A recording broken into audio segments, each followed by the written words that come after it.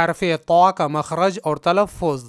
حرف طا کا مخرج ہے زبان کی نوک یعنی زبان کا سرا اور ثنایا اولیاء کی جڑ۔ یہ زبان کی نوک ہے اور یہ ثنایا اولیاء کی جڑیں ہیں۔ ثنایا اولیاء کا مطلب ہے اوپر کے یہ دونوں دانت۔ تو زبان کی نوک جب ثنایا اولیاء کی ان جڑوں سے ملتی ہے تو حرف طا کی آواز نکلتی ہے، جیسے أط اط،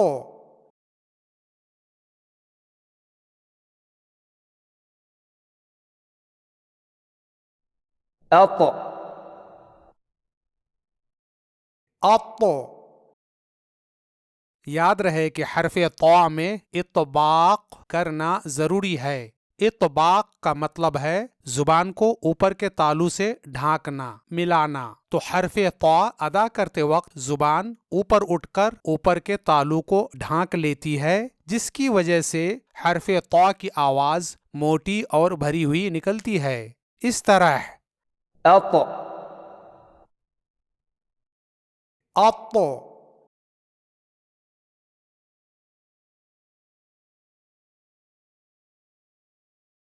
أط اط۔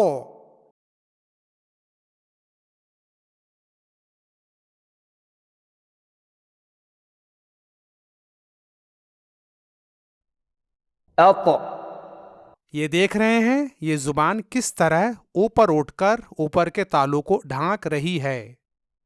أط اط۔ اسی طرح یہ بھی یاد رہے کہ اگر حرف طا پر سکون ہو تو اس میں قلقلہ ہوگا۔ قلقلہ کا مطلب ہے حرکت دینا، جنبش دینا اور ہلانا، یعنی حرف قلقلہ کے تلفظ کے بعد دوبارہ اس کی معمولی سی آواز نکالنا یا اس حرف پر مکمل سکون پڑھنے کے بجائے آدھی زبر پڑھنا، یعنی کچھ سکون اور کچھ زبر کی کیفیت ہو، جیسے أط اط، أط اط، أط اط،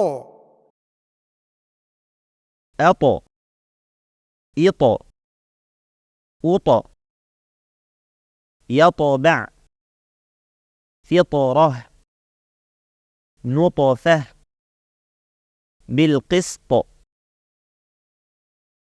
طا طي طو طبع طا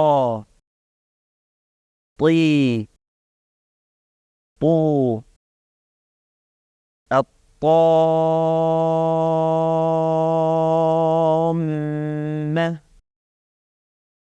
الطا الطي الطو